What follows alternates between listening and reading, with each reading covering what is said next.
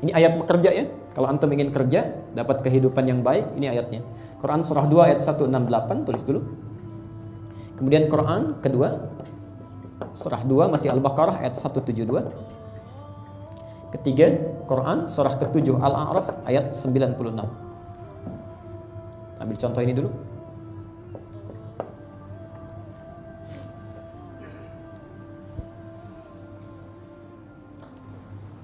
Ada ayatnya? Sudah? Sekarang saya bacakan. Dan saudara kita yang di bawah juga sudah bisa membuka ayatnya. Saya runtutkan dulu ya jalan berfikirnya. Kita bashar, punya tugas khalifah, tapi punya nafsu, punya kebutuhan, mesti kita ambil dengan cara yang baik. Sekarang lihat tuntunan Allah. Anda menyimpang dari tuntunan ini, maka bermasalah hidup. Ya? Saya ingin ingatkan dulu petunjuk Qurannya. Ketika Allah menyebutkan, ini saya turunkan di bulan Ramadan, Quran isinya membimbing manusia supaya hidupnya nyaman, nafsunya terarah. Ya. Makanya ditutup oleh Quran. Perhatikan kalimatnya, masih di Al-Baqarah 185. Perhatikan kalimatnya. Yuridullahu bikumul yusra wa la yuridu bikumul usra. Dengan tuntunan ini Allah menginginkan hidup kalian, kata Allah, itu mudah, yusra, dan tidak menghendaki hidup kita susah. Jadi kalau ada orang yang hidupnya susah, yang salah bukan Allah yang menciptakan kita, yang salah kita sendiri. Yang salah kita. Mungkin hidup kita tidak mempelajari aturan. Kalau antum, maaf, bekerjanya susah, cari makannya sulit, mendapatkan susah, terhambat orang lain lancar, kita susah. Barangkali, mohon maaf, yang bikin susah itu bukan Allah, kita sendiri yang tidak ikut aturan. Kita ikuti nafsu kita, tidak diarahkan pada tuntunan Allah. Sekarang kita tanyakan, ya Allah, kami ingin ikut sesuai tuntunan. Bagaimana cari cara cari makan yang terbaik? Turunlah pertama aturan universal, umum untuk manusia semua. Quran surah Al-Baqarah ayat 168. Ya ayyuhan nas kulu mimma fil ardi halalan thayyiban. Ada ayatnya? Sekarang perhatikan dengan teliti ya. Ya ayyuhan nas, hei manusia. Kalau manusia itu orang Islam saja atau non muslim juga? Semua, universal. Hei manusia, saya tuliskan. Jadi ayat ini, ingat betul ya, kalau di Quran antum temukan ayat dibuka dengan nas, itu artinya hukumnya bermakna universal pada umumnya. Berlaku baik bagi orang Islam ataupun non muslim. Jadi kalau orang Islam mengerjakan ini, non muslim mengerjakan ini, akan dapat faedahnya.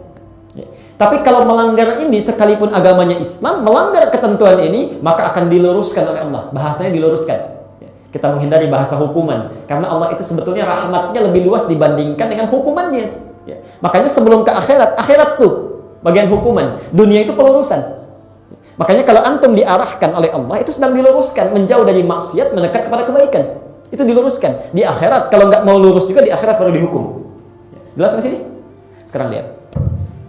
Saya tuliskan, saya mohon izin saya hapus ini ya. Ini alur bahasan kita tadi. Mudah-mudahan lebih mudah dipahami. Bismillah. Sekarang mari kita bandingkan. Bismillah. Ya ayyuhan nas. Nas, saya tulis nas saja. Ya ayyuhan nas. Kulu mimma fil ardi halalan thayyibah. Ya, halalan, satu halal, kedua thayyibah. Thayyibah. Perhatikan hukumnya. Ya ayyuhan nas, saya manusia, berarti hukum berlaku umum. Yang namanya manusia pasti harus mengikuti ini.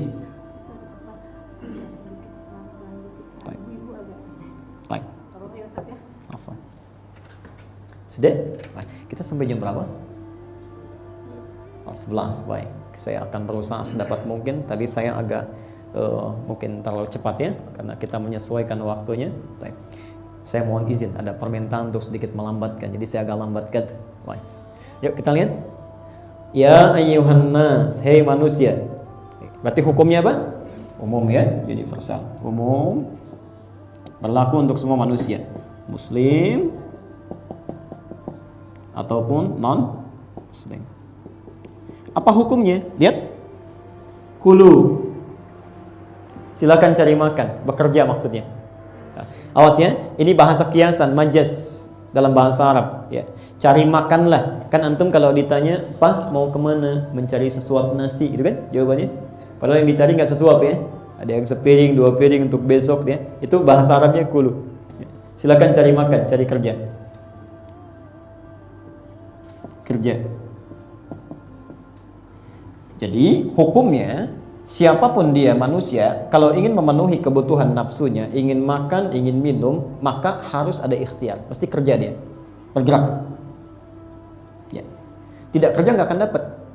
Walaupun orang Islam namanya, misalnya orang yang Muslim, orang Islam nggak kerja nggak akan dapat. Ya. Mohon maaf, antum jangan pernah mengeluh, ya Allah, saya sholat, saya puasa, kenapa saya nggak kaya-kaya? Padahal itu orang nggak sholat, nggak puasa bisa kaya. Ayatnya nggak berkata kalau untuk kaya itu mesti sholat, tidak, mesti kerja. Antum sholat tapi nggak mau kerja, ya, nggak akan dapat. Ya. Karena syarat kaya itu bukan sholat, syarat kaya kerja. Kalau ingin ada keberkahan dalam pekerjaan kita, sholat. Untuk membedakan antara berkah dengan mendapatkan materi, nah itu berbeda. Ibadah mendatangkan keberkahan, berikhtiar mendatangkan hasil dari pekerjaan. Jelas sampai sini? Ya, hati-hati nih. Mesti ada ini, mesti. Ya. Nah, waktu kami di Mesir tahun 2006 itu ada 2 mahasiswa yang berdebat. Dia mengatakan yang satu kita nggak usah kerja karena rezeki sudah diatur oleh Allah, pasti dikasih.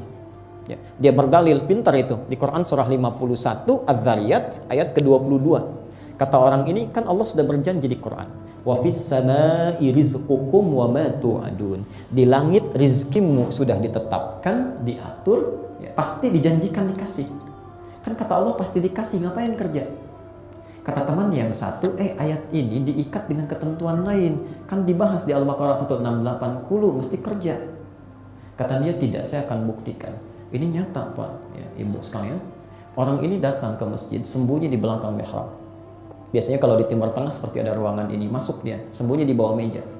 Qadar Allah di masjid itu ada muhsinin, orang-orang donatur, suka ngasih makanan bagi yang i'tikaf. Hari pertama dikasih, Masya Allah, orang ini nggak dapat karena sembunyi. Hari kedua dikasih, dia nggak dapat. Allah, hari ketiga sudah diberikan, orang ini sudah mulai lapar. Orang yang ngasih qadar Allah, yang i'tikaf nggak terlalu banyak. Kata orangnya, hal bin akhir, ada yang lagi nggak? Yang lain lagi tidak? Ya, Masya Allah. Kata DKM, mafish, ya ada katanya. Taib, antakil jami akhir. Saya pindah ke masjid lain. Begitu mendengar mau pindah, dia sudah merasa lapar, 3 hari nggak makan, mulai kasih kode. DKM kaget, ada siapa itu? Allah ketika dibuka, dilihat, singkatnya kelihatan orang sudah kurus, kelaparan, 3 hari nggak makan, lalu dimintakanlah bagian nasi itu 2 box langsung dikasih. Saat dikasih itulah teman yang pertama tadi, 2 hari sebelumnya, dia langsung menghampiri, dia datang mengatakan, kan saya sudah sampaikan, rezeki itu mesti dicari, walaupun dengan ya antum kalau nggak bergerak nggak akan dapat. Kami tadi di jalan dari Bekasi mau sampai ke Sukomo sini, Allah, orang jual peruit aja, prit, rezeki datang. Ya, Masya Allah. Ada orang mengatakan di mana ada usaha di situ ada jalan. Tukang parkir lebih hebat. Di mana ada jalan di situ ada usaha. Modalnya cuma peluit, prit, datang. Ya antum kalau cuma berdoa tapi tidak pernah ikhtiar, susah datangnya. Pasti kita jemput. Jelas di sini? Jadi itu kita bisa menjawab kalau ada yang bertanya kenapa orang nggak sholat bisa kaya, saya yang sholat nggak kaya bisa. Masalahnya di mana? Ikhtiar. Kerja. Nah, aturan bekerja ini kalau nafsu kita ingin diarahkan, bedanya perhatikan, manusia dengan hewan maka diikat ketentuan. Kalau nafsu ingin baik, mendapatkan yang terbaik, maka carilah halal. Aturan pertama, mesti legal, jangan sampai cari yang haram, atau mencari dengan cara yang haram, itu keliru. Hati-hati, kalau antum ingin arahkan nafsu kepada yang baik, maka cara pekerjaannya satu, lakukan dengan halal, yang mendapatkan mesti halal. Ketika anda berusaha mencari yang haram, maka Allah akan luruskan itu. Nafsu diberi makan dengan yang haram, maka akan jadi buruk perangkatnya. Hati-hati, hati-hati betul. Misal, mohon maaf ya, mohon maaf sebesar-besarnya, antum ambil makanan ini, misal saja qadar Allah ini haram, bisa dimakan. Kalau sudah masuk ke dalam perut, menjadi darah, menyebar misalnya, masuk ke mata, maka mata ini punya 2 pandangan. Mata fisik disebut dengan basar, Quran surah 17 ayat 36, inna sam'a wal basar. Basar itu pandangan fisik. Ini mikrofon, ini spidol, ini kue, ini handphone, ini basor namanya, basor. Tapi ada mata hati yang memberikan nilai, membedakan yang baik dengan yang buruk, disebut dengan basirah. Basirah, Quran surah 75 ayat 14 itu. Balil insanu ala nafsihi basirah. Jadi mata kita lihat ini handphone, mata hati kita mengatakan ini handphone saya, itu handphone Anda. Di bawah ada sendal, ini sendal saya, itu sendal orang lain. Itu basirah namanya. Yang haram masuk ke dalam darah kita, ke dalam perut, menyebar lewat darah, itu akan menutup basirah. Karena itu tidak sedikit orang kebanyakan makannya haram, maaf, basornya berfungsi secara normal, tapi basirahnya tertutup, rabun. Ya. Padahal baru sholat, begitu keluar masjid, dia bingung. Dia pakai, oh ini kayaknya sendal saya nih, ini sendal saya. Padahal ke masjid nggak pakai sendal. Keluar karena basirahnya tertutup. Ya. Jadi kalau lihat orang lain ke masjid tidak ada ketertarikan, lihat orang baca Quran nggak ada sentuhan. Tapi kalau lihat maksiat cepat nih gabung, itu bermasalah. Ya. Sama masuk ke telinga, wa fi adhanihim waqra, ada sumbatan di telinganya. Jadi kalau dengar azan susah, ya. Dengar musik cepat luar biasa, masya Allah. Dengar kebaikan sulit, dengar keburukan ingin berpartisipasi. Tilawah ada taklim nih sekarang, aduh nantilah kapan-kapan, masya Allah. Ada, wow, berita macam-macam ingin cerita, kumpul, cepat. Wa fi adhanihim waqra. Yang paling berbahaya kalau sudah masuk ke hati atau terkunci. Khatamallahu ala qulubihim wa ala sam'ihim wa ala absarihim ghisyawah. Maka saat Anda mencari yang haram, Allah akan meluruskan, tak peduli siapapun dia, apapun akidahnya. Jadi berlaku untuk orang Islam pun. Jangan dikira kalau mencuri ayam agamanya Islam nggak akan diproses, tetap ditangkap juga. Ya. Ada orang mencuri ayam ditangkap oleh polisi. Pak, saya kan seorang muslim, nggak ada hubungan. Tetap karena Allah saking sayang meluruskan. Ya. Terakhir, thayyibah, kualitas terbaik. Ya. Dan itu nggak ada hubungan dengan akidah. Ya. Jadi kalau antum sudah dapatkan yang halal, uangnya halal, beli minuman misalnya, cari yang terbaik, kualitas yang paling baik. Dan tidak ada hubungan dengan kesolehan seseorang. Seorang kiai berdoa, doanya cepat terkabul. Punya uang 5.000 halal, membeli teh basi tidak thayyib, maka sakit perut juga. Hati-hati ya. Baik, ini hukum yang pertama. Jadi kalau antum ingin menjaga nafsu, maka silahkan cari pemenuhannya. Carilah satu halal, kedua thayyib. Nah, sekarang kita menuntut pada Allah. Kita percepat sebentar. Mohon izin Ibu. Ya Allah, kami kan sholat, kami puasa, kami baca Quran. Masa sih cara mendapatkan rezekinya mesti sama dengan yang nggak sholat, nggak baca Quran, nggak puasa? Ya. Kalau cuma halal dan thayyib saja boleh, ya. Tapi bisa nggak kalau rezeki kami itu dibedakan cara mendapatkannya, mungkin lebih cepat? Ya. Kami kan dekati engkau, ya. Kan hukum kedekatan itu mempercepat ya dan mendatangkan kemudahan kan? Saya akrab dengan seorang pejabat misalnya atau pimpinan di perusahaan. Ketika saya dekat, bukankah mudah minta masukan, minta diarahkan, mempermudah cara kerja kita? Ya Allah, saya sholat lebih dekat dengan engkau. Non-muslim nggak pernah sholat, jauh dari engkau. Bisa nggak ketika saya dekat dengan engkau, engkau berikan, Masya Allah, satu jalan supaya saat saya mencari nggak capek nyarinya, lebih mudah. Maka turunlah Quran, surah kedua Al-Baqarah ayat 172-nya. Nah, ini yang penting bagi kita. Perhatikan kalimatnya. Kalau antum yang pegang mushaf di halaman sebelah kiri yang paling atas ya, tengah atas. Ya ayyuhalladzina amanu kulu min thayyibati ma razaqnakum. Perhatikan ayatnya. Kita mau berakhir. Ya, kita mau berakhir sebentar lagi. Bismillah. Tadi kan kalau manusia umumnya nas ya.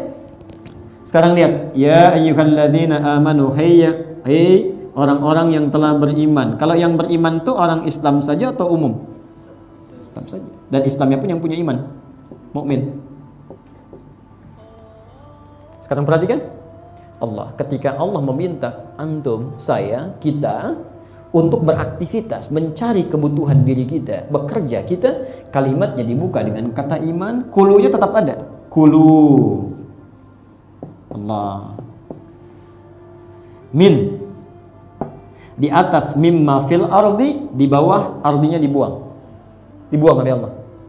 Kulu min tayyibati. Tayyibati ma razaqnakum. Nakum. Allah ma razaqnakum. Yuk fokus ini pelan-pelan. Di atas nas, di bawah amanu. Di atas ada kulu, di bawah ada kulu. Di sini ada mimma fil ardi, di sini ada enggak? Tidak ada. Di sini halalan, di sini ada halal? Tidak ada. Di sini ada thayyiban, di sini ada thayyibat. Ada ya? Nah, sekarang saya mulai dari sesuatu yang unik dulu. Perhatikan sini. Ketika Allah meminta manusia umumnya, bukan orang beriman, diminta umumnya, umum, tidak khusus yang beriman, maka halalnya disebutkan. Ya. Silahkan bekerja, cari rezeki, ya, cari kebutuhan makan, minum dan sebagainya, cari dengan halal. Pertanyaannya, kenapa ketika meminta pada orang beriman, kalimat halalnya dibuang? Enggak disebutkan. Terus Anda berkata misalnya, oh berarti boleh dong kalau orang beriman mencari di luar yang halal. Tidak. Hukumnya bukan begitu. Ketika Allah hapuskan kalimat halalnya, ini untuk menegaskan perbedaan. Karena orang beriman itu dengan iman ada dalam jiwanya, maka imannya akan membimbing dia untuk selalu mencari yang halal. Tidak akan pernah terfikir mencari yang haram. Jadi kalau ada orang Islam mengaku beriman, tapi dalam pekerjaannya, makanannya, minumannya bisa memasukkan yang haram, itu ada yang salah dalam imannya, ada yang keliru. Otomatis pasti mencari yang halal karena punya iman. Nah, yang paling menarik, perhatikan. Kalau kita orang Islam bisa berusaha bekerja dengan iman, jangan fikirkan yang haram, kerjakan aja. Bahkan, maaf, jangankan mengerjakan, memikirkan yang haram pun jangan lakukan. Jangan lakukan.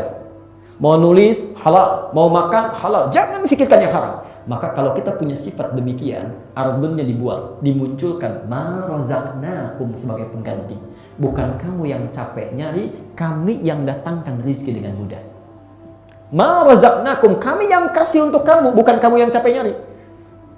Jadi kalau antum bekerja dengan iman, yakin kepada Allah, selalu mencari yang halal, maka Masya Allah, rezeki yang mungkin jauh Allah dekatkan. Allah dekatkan. Yang punya rezeki siapa? Allah tebarkan di bumi, orang nyari. Ini Allah dekatkan. Ya, Masya Allah, posisinya diarahkan, diberikan jalan termudah. Makanya rumus pertama, orang Islam itu kalau benar-benar cari rezekinya pasti mudah. Jadi kalau kita mencari rezeki susah, maka persoalan pertama coba cek. Barangkali pernah satu saat ada makanan haram masuk. Afwan. Ya. Atau satu saat ada sesuatu yang tidak halal pernah dilakukan. Coba segera perbaiki. Yang paling hebat terakhir, di atas ada thayyiban, ada ya kulu mimma fil ardi halalan thayyiban. Di bawah pun ada, tapi bentuknya beda, jama'. Thayyiban itu satu mufrad, thayyiban tunggal mufrad, thayyibat itu jama'. Kalau jama' dengan mufrad dengan tunggal banyak mana? Banyak jama' atau banyak tunggal? Jama'. Perhatikan, Allah ingin memberikan gambaran orang yang mencari pendapatan hidupnya tidak pernah berpikir halal dan haram, sekalipun dia dapat banyak karena nafsunya yang diikuti kelihatannya sedikit saja. Jelas rumus yang pertama. Kalau orang cuma cari nafsu saja, nggak pikirkan yang halal dan yang haram, nafsu dipenuhi, maka kalaupun dapat banyak itu terasanya sedikit saja dan capek kerjanya. Karena thayyiban satu tunggal. Ya. 1 miliar banyak nggak?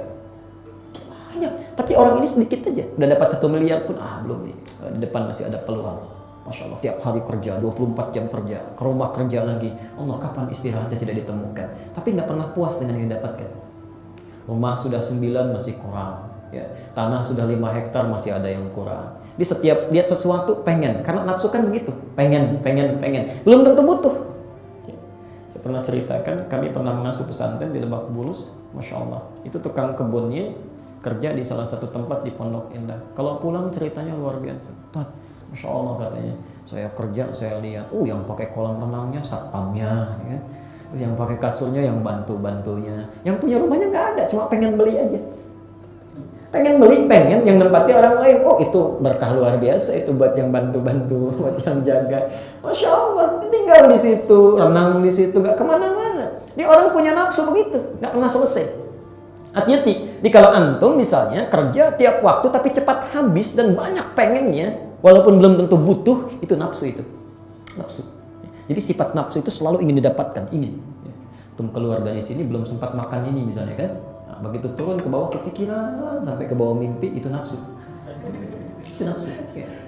Kalau bukan nafsu tidak, yang penting butuh pakaian, nggak harus mewah-mewah, beli sudah cukup, selesai. Butuh handphone, butuh. Nafsu tidak, mesti yang begini, speknya begini, dicarinya susah. Allah. Tapi yang bawah, perhatikan, walaupun dapatnya cuma sedikit, tapi berkahnya dibuka oleh Allah. Thayyibat, banyak fungsinya.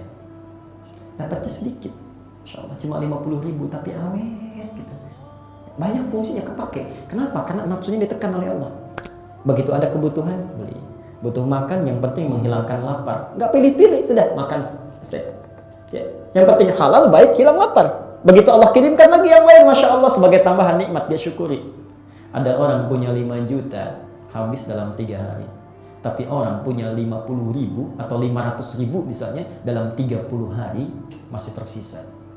Karena keberkahan diberikan. Bahkan ada yang awet tuh, 500.000 sebulan nggak kepake-pake. Mau makan temannya traktir, pengen buah tetangganya kirim, Masya Allah nggak kepake itu. Di antum pilih mana? 5 juta tidak berkah atau 500.000 berkah? Nggak ada pilihan yang ketiga. Saya percepat aja. 5 juta tidak berkah atau 500.000 berkah, pilih mana? 500.000 berkah katanya. Masya Allah ya. Tapi Allah berikan yang ketiga. Kalau bisa 5 juta berkah, kenapa pilih 500.000? Atau hati-hati, jangan-jangan dapatnya 500.000 nggak berkah lagi. Nah, sebagai penutupnya ada yang lebih hebat. Ada yang lebih hebat. Kalau yang kedua, rezeki didekatkan, kita masih bergerak. Yang ketiga itu Allah, sebelum meminta, Allah sudah berikan. Dan ini penutupnya. Sebelum meminta, Allah sudah berikan. Oke. Satu, kerja nggak pakai iman, rezeki dicari. Kedua, kerja pakai iman, rezeki didekatkan. Yang ketiga, sebelum minta, rezeki diberikan. Quran surah ke-7 Al-A'raf ayat 96. Kita akhiri langsung. Perhatikan kalimatnya. Walau anna ahlal qura amanu. Tapi bukan cuma amanu saja. Kalau amanu saja selesai di Al-Baqarah 172. Wattaqau. Please takwa. Jangankan satu orang, dua orang, setebet ahlal qura, semuanya amanu, semua mencari rezeki dengan iman kepada Allah, tapi plus takwa, dia tingkatkan takwanya. Wattaqau Allah. Ya. Begitu sholat tidak dia tinggalkan, jamaah dia kerjakan, sholat sunnah dia dawamkan, tahajud dia kerjakan. Orang cuma makan dia puasa, Masya Allah. Orang baca Quran dia baca Quran, dia tingkatkan, tambah takwa. Rumusnya, la fatahna alaihim barakatin minas sama'i wal ardh. Sama'i wal ardh. Maka pasti kami akan bukakan seluruh pintu-pintu keberkahan rezeki. Kalau yang nomor 1, nomor 2 cuma di bumi saja. Tapi nomor 3, minas sama, keran langit, wal ardh, keran bumi dibuka. Sebelum minta, Allah sudah berikan. Sebelum minta, Allah sudah berikan. Ada orang seperti itu, Pak Ibu sekalian. Ya. Jadi cek di antum level Nabi aja, level Nabi ya. Bisa singkat. Nabi Musa, kenal Nabi Musa? Kenal di mana? Dengar ya, kenal ya. Nabi Musa, ayo bandingkan dengan Nabi Muhammad SAW. Nabi Musa mau berangkat ke Fir'aun, ingin dakwah. Tapi khawatir karena Fir'aun itu punya sikap, kalau jengkel sedikit aja kesal, itu langsung minta eksekusi. Saya lihat antum, rambutnya nggak bagus nih, pisahin aja langsung kepalanya. Bukan potong rambutnya, langsung hilangin sama kepalanya. Begitu. Itu Fir'aun itu. Makanya ketika Musa mau mendakwah kepada Fir'aun, memohon kepada Allah untuk diberi kelapangan hati, kemudahan urusan. Berdoa beliau di surat Thaha itu, Rabbi shrahli sadri wa yassirli. Musa berdoa langsung dikabulkan. Perhatikan, Nabi Muhammad SAW tidak meminta, langsung diberikan. Nabi Musa minta, diberi. Nabi Muhammad tidak minta, langsung diberi. Musa minta, Rabbi shrahli sadri, ya Allah, mohon lapangkan jiwaku supaya mudah menerima segala hal yang tidak disukai Fir'aun. Nabi Muhammad gak minta, turun ayat, alam nashrah laka sadrak. Bukankah sebelum kau minta sudah kami lapangkan jiwamu? Musa dilempar oleh kata-kata, pengen luas hati. Nabi dilempar batu di Taif. Dari Makkah ke Taif, Masya Allah dilempar, dibenteng oleh Zaid bin Harithah sampai berdarah-darah beliau. Allah, saking lapangnya hatinya saat sedang bernaung dalam satu naungan pohon, Jibril turun. Jibril turun, tidak kuasa berkata pada Rasulullah, ya Rasulullah, mohonkan pada Allah, angkat tangan mohonkan pada Allah supaya saya diperkenankan mengangkat bumi Taif, saya himpit mereka semua itu yang telah melukai engkau. Apa kata Nabi? Perhatikan saking lapangnya, alam nashrah laka sadrak la ya Jibril fa innahum qaumun la ya'lamun. Tolong jangan lakukan. Mereka itu mengerjakan itu karena belum tahu saja. Tolong jangan. Rasulullah. Ya, alam nashrah laka sadrak. Wa yassili amri, Musa minta dikasih. Nabi Muhammad SAW tidak minta turun ayat wa nuyassiruka lil yusra. Kami akan mudahkan jalanmu semudah-mudahnya. Muhammad SAW. Kenapa bisa begitu? Itu rahasianya ada pada pernyataan Nabi Isa yang direkam di Quran. Nabi Isa kalau menyebut nama Rasulullah bukan dengan Muhammad. Muhammad terulang 4 kali di Quran. Nabi Isa menyebut dengan nama Ahmad, nama sifatnya. Quran surah 61 As-Saff ayat yang ke-6. Min ba'dismuhu Ahmad. Kenapa Ahmad? Karena Ahmad itu asalnya dari kata Hamid. Hamid itu yang senang ibadah, hubungan dengan Allah. Tapi satu sifat aja. Misal rajin tahajud, tapi puasa belum. Itu Hamid. Tapi kalau tahajudnya rajin, puasanya rajin, segalanya rajin, itu berubah dari Hamid menjadi Ahmad. Seakan-akan kata Nabi Isa alaihissalam, Rasul terakhir setelah saya ini punya keunggulan dibanding nabi-nabi lain. Ibadahnya luar biasa. Cek Al-Bukhari nomor hadis 2013, hadis Muslim nomor hadis 765. Ini Nabi Rasul dijamin masuk surga, bebas dari kesalahan. Surganya sangat jelas tingkat tinggi, tidak ada hisabnya. Allah masih mau menunaikan sholat tahajud yang sunnah sifatnya sampai kakinya bengkak-bengkak. Itu pun rakaat pertama bengkaknya itu. Karena rakaat pertamanya sudah membaca sampai 5 juz 4 halaman. Al-Nisa 176. Nabi, Rasul dijamin masuk surga, bebas dari kesalahan. Surga tingkat tinggi, masih mau tahajud sampai bengkak kakinya, baca 5 juz 4 halaman rakaat pertama.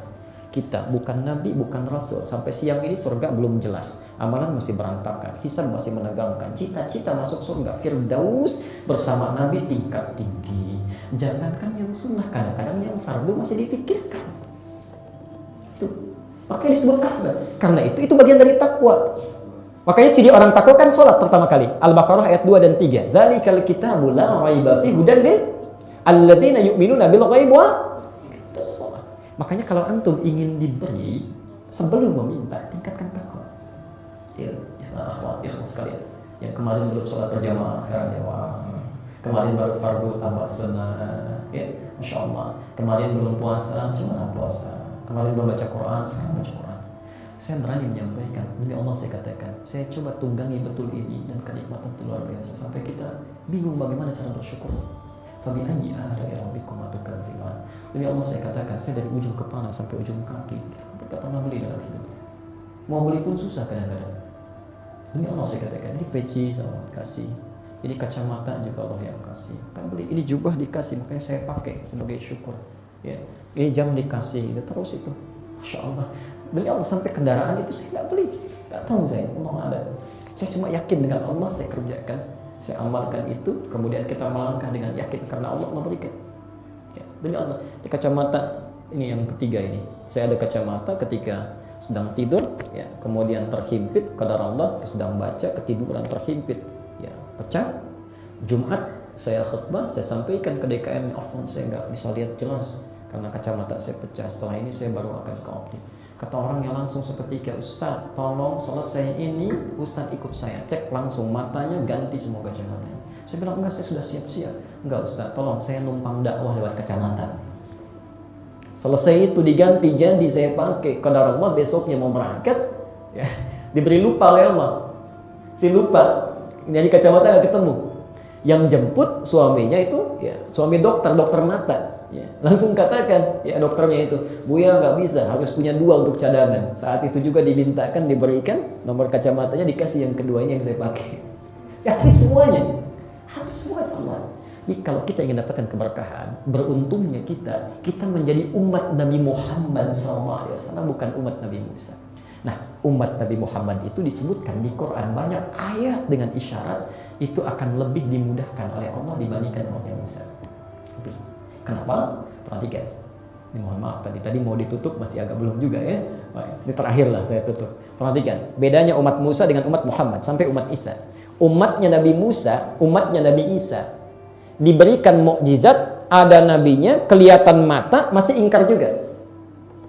Umat Nabi Musa, Allah, kurang apa lagi? Dibebaskan dari Fir'aun. Musa dikasih tongkat, dipukulkan ke laut, terbelah dua, dipukulkan ke batu, memancar 12 mata air. Sudah lewat dari lautan itu, ya, lepas dari situ Laut Merah, ya, Fir'aunnya ditenggelamkan di hadapan mata mereka, langsung itu, langsung. Tapi setelah itu terjadi, nggak iman juga pada Musa, belum yakin, ya, sampai mengatakan, lan nu'mina laka hatta narallaha jahrah. Musa, kami nggak akan pernah percaya dengan engkau sampai langsung lihat Allahnya tanpa perantara kamu. Al-Baqarah 55. Nggak yakin juga. Nabi Isa kurang apa lagi? Masya Allah, Isa menghidupkan orang mati dengan izin Allah, membentuk burung, ya, dengan tangannya dengan izin Allah, langsung, ya, Masya Allah. Bahkan mengusap orang berpenyakit, makanya disebut masih itu mengusap, ya. Kalau antum hidup di zaman Nabi Isa, sakit gigi diusap saja begini, tak sembuh, ya. Kena kusta diusap sembuh, itu Isa dengan izin Allah, biizni bahasa Qurannya. Allah, dengan semua itu juga belum yakin juga umatnya, dikejar-kejar Isa mau dibunuh, masih dikejar juga. Umat Nabi Muhammad SAW tidak perlu ada mukjizat, langsung nampak, nggak lihat nabinya aja langsung beriman. Umat Musa, umat Isa lihat nabi ada mukjizat nggak beriman. Umat Nabi Muhammad SAW cukup dikasih Quran, nggak lihat nabinya beriman. Maka diistimewakan umat Nabi Muhammad oleh Allah dengan keistimewaan yang luar biasa. Yang paling gampang, zaman Nabi Musa alaihissalam misal berbuat salah, musyrik, Al-Baqarah 54, itu nggak bisa tobatnya dengan istighfar, tidak bisa, harus bunuh diri. Wa idh qala Musa liqaumihi ya qaumi innakum zalamtum anfusakum biittikhadikumul ijla fatubu ila bariikum faqtulu anfusakum. Bunuh diri dulu baru diampuni. Umat Nabi Muhammad, Masya Allah, ada yang sudah musyrik 31 tahun, namanya Sa'ad bin Mu'adz, beriman pada Rasulullah, masuk Islam, hasuna Islamu, bagus, membela jihad fisabilillah sampai wafat. Kata Nabi, 6 tahun, usia 37 tahun, 31 tahun masuk Islam, 37 tahun meninggal dunia usia. Cuma 6 tahun Islamnya. Kata Nabi, ketika dia wafat dalam jihad itu, arsy sampai bergetar, masuk surga. Sapu tangannya, Sa'ad bin Mu'adz, kata Rasulullah, lebih baik dibandingkan jubah sutra yang diberikan kepada saya. Allah. Umatnya Nabi Musa alaihissalam, mohon maaf, itu saat cuma istighfar, taubat istighfar, berjanji surga dapat. Umat Nabi Musa nggak bisa, musyrik, bunuh diri dulu. Ya. Umat Nabi Musa ada kotoran di pakaian, najis, itu nggak bisa dicuci Pak, Bu, disobek dulu. Afwan, sampai kagetnya begitu tuh. Disobek dulu baru boleh. Ya. Afwan, itu harus disobek dulu, nggak bisa dicuci. Ya. Makanya kalau antum pulang dari tempat, ya, lihat di perempatan tuh ada pemuda bajunya sobek, celananya sobek, itu umat Nabi Musa tuh nyasar ke sini tuh. Umat Nabi Muhammad enggak. Bersihkan, beres, selesai, pakai lagi, hilang rasanya, baunya, warnanya, selesai. Ya. Bertakwalah kepada Allah. Kita cukupkan dulu kajian kita di sini untuk pembahasan basyar. Kita baru ngambil basyar itu. Ya. Itu pun basyar belum dibahas teorinya. Kalau mau cari pasangan, gimana petunjuknya, gitu kan? Mulai mencari laki-laki dengan perempuan, Al-Hujurat ayat 49. Kalau mau ta'aruf di situ ayatnya, nggak ketemu di RT bisa pindah RW, nggak ketemu di RW bisa pindah kecamatan, ada. Kalau sudah tertarik melamarnya bagaimana? An-Nisa ayat yang keempat. Bagaimana resepsi pernikahannya, cara nikahnya, Ar-Rum ayat ke-21, belum kita bahas. Kalau sudah menikah jadi suami, bagaimana jadi suami yang baik, An-Nisa 19. Jadi istri yang baik, An-Nisa 34. Ya. Kalau kemudian mulai mengandung, Masya Allah, ingin punya anak soleh, diatur di Al-A'raf 189. Ya. Saat melahirkan, anaknya usia 0 sampai 2 tahun, bagaimana supaya sehat, ASI-nya bagus, Al-Baqarah 233. Dari 2 tahun sampai dengan balik, bagaimana supaya jadi anak soleh, dekat dengan Allah, ya, taat pada orang tuanya, lingkungannya bagus, Luqman, Quran surah 31, ayat 13 sampai 19, sampai tumbuh dewasa lagi, sampai punya anak, punya orang tua lagi, berbaktinya bagaimana? Al-Ahqaf surah ke-46 ayat 15, ada semua, sampai meninggal lagi. Ya. Kalau mau meninggal yakin nggak? Yakin. Ali Imran 185, tinggal pilih caranya. Pengen tenang, ya, Al-Fajr ayat 27 sampai dengan 30, pengen dipukulin malaikat deh. Itu ada, tinggal dipilih aja. Ya. Baik. Nanti lain waktu kita bahas lagi.